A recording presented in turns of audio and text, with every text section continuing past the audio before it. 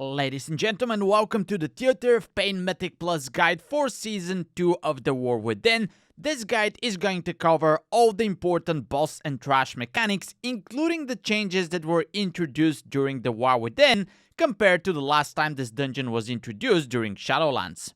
There's a lot of trash in this dungeon, so if you can skip that first pack, that's great. If not, keep in mind that the contenders are going to charge at people and you would have to constantly interrupt the ritualists.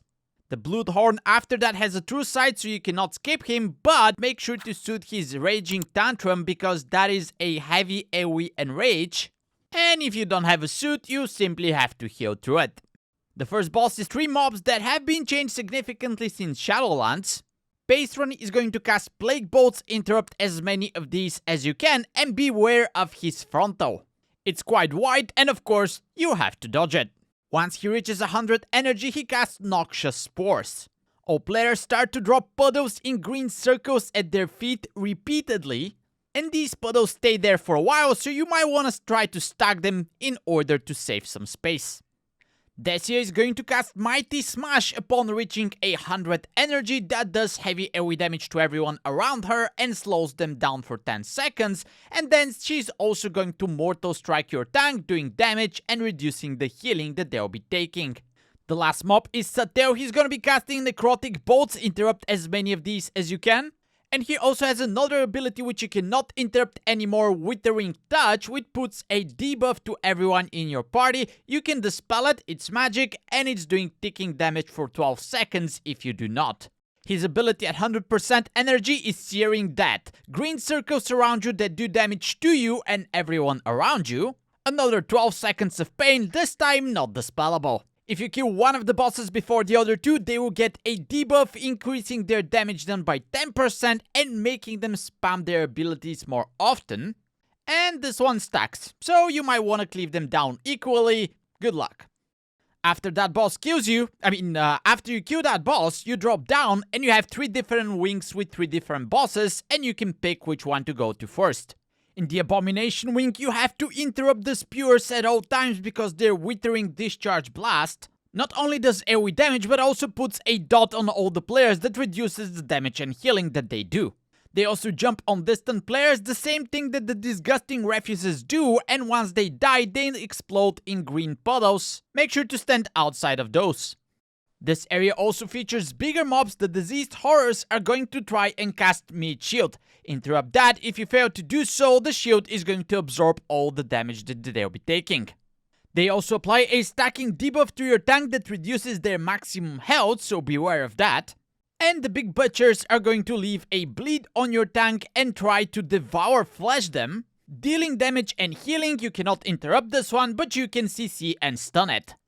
If you have no way to skip them, you might actually have to pull the Rancid Gas Bags in this area. This mob has a frontal that also hits in a line behind them. It leaves puddles on the ground which you need to avoid. It might be problematic in the narrow corridors in this wing. And it's also surrounded by a disease cloud which does sticking damage to everyone in your party every 2 seconds, which might be problematic dealing with. The boss in this wing is called Gorechop. He's going to cast Tenderizing Smash, which pulls everyone towards him in a big circle that you need to run out of. And if you don't want to get yoinked in, you can just stay close to him and just run out of the circle. And at the same time, you have to dodge the meat hooks that drop around the room. There's gaps in the wall that you have to navigate your way through. With the meat hooks, you'd get Ad's Code Oozing Leftovers, stay spread as they're going to jump into players and do AoE damage upon landing. And after you kill them, they leave green puddles on the ground that you have to keep avoiding along with everything else in this room. The boss also casts Hateful Strike, a huge tank buster that does a lot of physical damage. In the next wing, you're going to encounter Shackled Souls. These are going to cast Bind Soul and channel it into players, doing ticking damage. Make sure to interrupt or CC them. The Big Portal Guardians are going to put curses on players that do ticking damage and increase the shadow damage they're taking. And then, yes, you guessed it, they go into a Soul Storm which does AoE shadow damage to everyone in your party for a few seconds. They also drop orbs that you need to activate the portals behind them. There are a couple of routes that you can take in order to reach the next boss. And there are better and worse routes, but we're just going to talk about all the possible mobs that you can see on the next platforms. The Bone Magus has a huge shield that you can perch instead of bursting through. They're gonna be casting Grave Spikes, interrupt as many of those as you can, but always save an interrupt for their big cast. Bone Spear, as it does a lot more damage and also leaves a dot on the player if it goes through. The Soulbinders are similar, interrupt their Necrotic Bolts as much as you can, but always save an interrupt for their big AoE cast Necrotic Bolt Volley, as it does huge AoE damage to everyone. One of the platforms has a Bone Reaver huge skeletal dragon. This one is going to summon spikes, avoid the green circles on the ground if you don't want to get impaled, and keep dodging them as this is a channeled ability. And he's also going to cast Bone Storm. Don't stand near him cause he starts spinning doing damage to everyone around. The Dark Speakers are going to cast Curse of Desolation on a player doing ticking damage and leaving purple puddles behind them. If you stay in the puddle, you're going to get feared, which will make it hard to dodge Dead Winds. This is a frontal that is going to just simply push you off of the platform and kill you if you don't dodge it. This mob also casts Spirit Frost, single target damage, interrupt as many of those as you can. The next boss, Kul'tharok, is going to summon orbs which are going to orbit around the arena almost at all times, so you have to just keep dodging them. Web of Darkness puts debuffs on 2 players, which does damage in an area around them as well, so keep spread, use defensives and heal through them, as they're not dispellable. Interrupt the Necrotic Bolts that the boss is casting at all times. Make sure to dodge the Necrotic Eruption. This is a frontal that is being cast always on your tank. And his trademark ability is Draw Soul.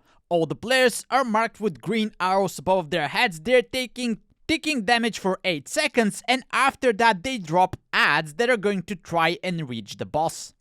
You wanna stack those and AoE them down before they reach the boss, because if they succeed, they explode for a whole bunch of AoE damage. Make sure to CC them and slow them down. After that, everything continues with all the mechanics cycling through.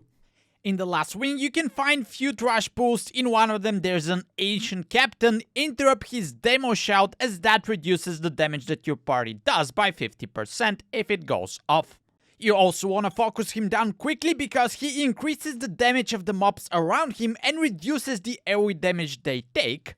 And the Arbalests can be quite annoying because they shoot random arrows at people, and they can also put a bleed on them, the Jagged Quarrel, which does a whole ton of damage. The rest of the trash in this wing is mini-bosses. The first one does a whirlwind around it and throws sights around the room that start spinning. You need to avoid them, keep in mind that they're moving. And he also does Interrupting Roar, huge AoE damage that also interrupts spell casting, so be careful. After that, there's a whole bunch of mini-bosses that you can encounter. They're different in every instance, but the theme is the same. They have a frontal, they have some kind of a charge, and they all do heavy AoE damage. And then they all have a single target cast to a player that does a whole bunch of damage up front and leaves a nasty dot after that. Most of them you can try to line of sight in the arena here to avoid the damage and the dot, as they usually overlap with other mechanics as well, which could potentially kill you. If you kill all the mini bosses, you're going to fight Xav, who is going to do a brutal combo at your tank, trying to kill him with a lot of physical damage, and he's going to summon a banner that's going to reduce the speed of everyone around it. Whether or not you want to kill it is your choice, but you might need your movement speed when he jumps in the middle and performs 3 random abilities. They could be a frontal, a big circle that you need to run out of, and a smash in a semicircle that denies half of the arena. After that, he sends down 2 players to fight in a PvP combat. Usually it's 2 DPS, but if all the DPS is dead, then who knows, maybe a healer. In any case, you should be wasting no time to fight. The player who has cooldown should quickly kill the other player, at which point both of them are returned upstairs. The winner receives 10% increased damage, the loser 10% decreased damage, and all of that continues until you manage to kill the boss. And that brings us at the end of the dungeon and the last boss, Mordretha. She has a huge tank buster, and then she summons a frontal that she spins around, so make sure to dodge that.